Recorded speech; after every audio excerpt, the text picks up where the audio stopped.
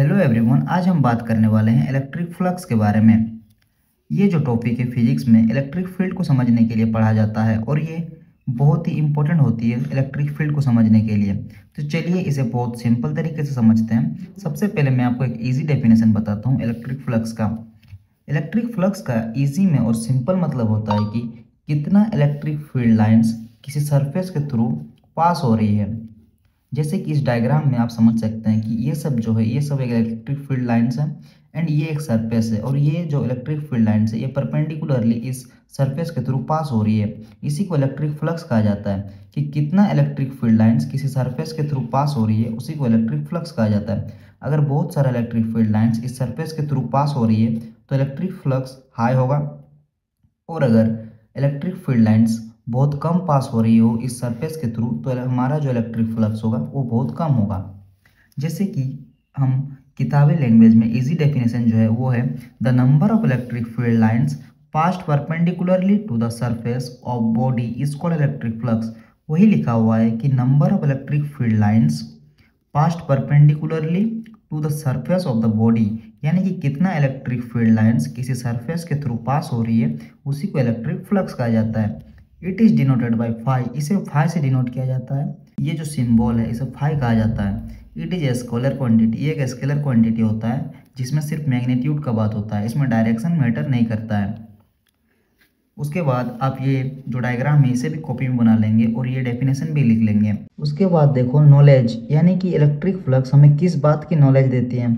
Strength of electric field lines on a surface, यानी कि electric field lines का जो स्ट्रेंथ है सरफेस पर उस चीज़ का नॉलेज हमें इलेक्ट्रिक फ्लक्स देती है। फिर डिपेंड्स ऑन, यानी कि इलेक्ट्रिक फ्लक्स जो है ये किस किस चीज़ पर डिपेंड करती है। एक तो एरिया पर, यानी कि देखो ये जो एरिया है ये जितना ज़्यादा एरिया होगा उतना इलेक्ट्रिक फ्लक्स हाई होगा, क्योंकि उतना इलेक्ट्रिक फील्ड लाइन्स उस एरिया से पास हो पाएगी। जितना बड़ा एरिया होगा उतना ज़्यादा इलेक्ट्रिक फील्ड लाइन्स उस पर पास हो पाएगी, और जितना इलेक्ट्रिक फील्ड लाइन्स उस सरफेस के थ्रू पास होगा उतना इलेक्ट्रिक फ्लक्स बढ़ेगा, और एरिया अगर कम होगा तो इलेक्ट्रिक फ्लक्स घटेगा। उसके बाद इलेक्ट्रिक फील्ड इंटेंसिटी, यानी कि इलेक्ट्रिक फील्ड लाइन्स जो है इसका इंटेंसिटी, ये कितना इंटेंसिटी के साथ पार हो सकता है। अगर बहुत कमज़ोर इंटेंसिटी होगा, इंटेंसिटी मतलब तीव्र होता है कि वो कितना इंटेंसिटी कितना तीव्र के साथ पार हो सकता है। तो अगर इसका इंटेंसिटी कम होगा तो ये कम पार हो पाएगी, और अगर ज़्यादा होगा तो ज़्यादा पार हो पाएगी। यानी कि इलेक्ट्रिक फ्लक्स अगर इंटेंसिटी ज़्यादा रहेगा तो इलेक्ट्रिक फ्लक्स भी हाई होगा, और इंटेंसिटी कम रहेगा तो इलेक्ट्रिक फ्लक्स भी लो रहेगा। यानी कि डिपेंड किस किस बात पर करती है, एरिया पर और इलेक्ट्रिक फील्ड इंटेंसिटी पर। फिर देखो हमारा जो इलेक्ट्रिक फ्लक्स का जो फॉर्मूला होता है, अगर ये परपेंडिकुलरली पार हो रही होती हो तो इलेक्ट्रिक फ्लक्स का जो फॉर्मूला होता है वो होता है phi equal to E dot A. यहाँ पर जो ई है वो इलेक्ट्रिक फील्ड इंटेंसिटी है, और ये जो ए है वो एरिया है। यानी कि एरिया और इलेक्ट्रिक फील्ड इंटेंसिटी ये दोनों चीज़ पर डिपेंड कर रही है इलेक्ट्रिक फ्लक्स। तो इलेक्ट्रिक फ्लक्स अगर चेंज हो जाएगा, अगर इलेक्ट्रिक फील्ड इंटेंसिटी या एरिया दोनों में से किसी में भी अगर कोई भी चेंजेस किया जाए तो हमारा जो इलेक्ट्रिक फ्लक्स है वो चेंज हो जाएगी। इसीलिए इलेक्ट्रिक फ्लक्स का फॉर्मूला होता है phi equal to E dot A, जहाँ पर ई जो है ये इलेक्ट्रिक फील्ड इंटेंसिटी है और ए हमारा जो है ये एरिया है। उसके बाद देखो और, यानी कि इलेक्ट्रिक फ्लक्स का एक और फॉर्मूला होता है, एक और डेफिनेशन होता है जिसको आप एग्जाम में लिख सकते हैं। जैसे मैंने पहला जो डेफिनेशन आपको बताया था, the number of electric field lines passed perpendicularly to the surface of body is called electric flux. लेकिन और एक हमारा एक डेफिनेशन होता है जिसको भी आप यूज कर सकते हैं, वो होता है the dot product of electric field intensity and area is known as electric flux. यानी कि ये जो डेफिनेशन है ये इस फॉर्मूला से बना हुआ है कि द डॉट प्रोडक्ट, ये डॉट प्रोडक्ट है कि the dot product of electric field intensity and area is known as electric flux. तो इसको भी आप लिख सकते हैं, और ये फॉर्मूला आप नीचे में लिख दीजिएगा, तो ये भी एक सही डेफिनेशन इलेक्ट्रिक फ्लक्स का हो सकता है। मैंने आपको दो डेफिनेशन बताया इलेक्ट्रिक फ्लक्स का, ये एक तीसरा डेफिनेशन होता है इसको भी आप यूज़ कर सकते हैं, और सबसे ज़्यादा यूज़ होने वाला डेफिनेशन जो है वो यही वाला है, the surface of integral of electric field intensity is called electric flux. यानी कि surface integral of electric field intensity is called electric flux. ये भी जो डेफिनेशन है ये भी फॉर्मूला से ही लिया गया है। जैसे यहाँ पर ये जो आप फिगर देख रहे हैं, ये देखो ये पूरा का पूरा जो है ये इलेक्ट्रिक फील्ड है जो कि इस चार्ज की वजह से क्रिएट हो रहा है, क्योंकि हमें पता है कोई भी चार्ज अपने चारों ओर एक इलेक्ट्रिक फील्ड बनाती है। जहाँ पर वो अपने फोर्स को अप्लाई कर पाती है। तो चार्ज जो है वो चारों ओर अपना इलेक्ट्रिक फील्ड बनाई है, और ये वाला जो छोटा सा एरिया है इसको हम लोग डी ए मान लेते हैं, जहाँ पर इलेक्ट्रिक फील्ड लाइंस जो है यहाँ से पास होगी। तो एरिया हमारा छोटा है तो इसीलिए हम डी ए लिखे हैं।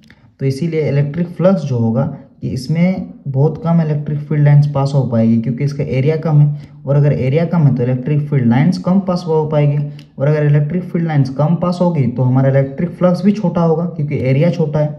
तो इसीलिए डी फाई यानी कि जो हमारा इलेक्ट्रिक फ्लक्स है वो छोटा इलेक्ट्रिक फ्लक्स है। तो इलेक्ट्रिक फ्लक्स जो है वो छोटा है, इसीलिए जो फॉर्मूला भी है वो भी इलेक्ट्रिक फील्ड इंटेंसिटी का डॉट प्रोडक्ट है एरिया का छोटा सा एरिया के लिए, ठीक है। क्योंकि ये छोटा सा एरिया है तो हमारा जो इलेक्ट्रिक फ्लक्स है वो भी छोटा है, इसीलिए फाई इक्वल टू, इसको हम लोग सरफेस इंटीग्रल कहते हैं। वो सरफेस पे डिपेंड कर रहा है, हमारा जो सरफेस है वो छोटा है तो इसीलिए छोटा सरफेस के लिए इसको हम लोग यूज करते हैं। Surface integral of electric field intensity का डॉट प्रोडक्ट है एरिया के साथ, इसीलिए इसका फॉर्मूला, इसका डेफिनेशन होता है the surface integral of electric field intensity is called electric flux. देखो सरफेस इंटीग्रल इस सिंबल का नाम होता है, तो surface integral of electric field intensity is called electric flux. फिर देखो इसका एसआई यूनिट होता है न्यूटन पर कूलम मीटर स्क्वायर। एंड देखो और एक चीज़ है, जो हमारा इलेक्ट्रिक फील्ड इंटेंसिटी है और एरिया का डॉट प्रोडक्ट है, ये हमारा क्या है, इलेक्ट्रिक फ्लक्स का फॉर्मूला है ई डॉट ए। तो अगर हम लोग इस डॉट प्रोडक्ट को रिमूव करते हैं, मान लो इस डॉट प्रोडक्ट को हटाते हैं, तो हमारा जो फॉर्मूला आएगा वो होगा ई ए कॉस थीटा। एंड अगर यहाँ पर इनटू रहता, तो अगर हम इनटू को हटाते तो हमारा फॉर्मूला रहता ई ए साइन थीटा। यानी कि यहाँ पर इनटू भी हो सकता है, डॉट भी हो सकता है। अगर डॉट को हटाए तो हम लोग ई ए कॉस थीटा देना होगा, और अगर इनटू को इस टाइप का सिंबल को हटाए तो ई ए साइन थीटा देना होगा। तो यही हमारा पूरा का पूरा इलेक्ट्रिक फ्लक्स होता है। ओवरऑल अगर बताया जाए तो इलेक्ट्रिक फ्लक्स वो चीज़ होती है जो हमें बता के देती है कि कितना इलेक्ट्रिक फील्ड लाइंस किसी सरफेस पे पार हो रही है, बस यही इलेक्ट्रिक फ्लक्स होता है। बाकी इलेक्ट्रिक फ्लक्स का फॉर्मूला होता है phi equal to E dot A, and और एक फॉर्मूला होता है phi equal to surface integral of electric field intensity dot d A, ठीक है। इसके एसआई यूनिट होता है न्यूटन पर कूलम मीटर स्क्वायर। तो वही हमारे इलेक्ट्रिक फ्लक्स होते हैं। तो आज के लिए इतना ही, मिलते हैं अगले वीडियो पर।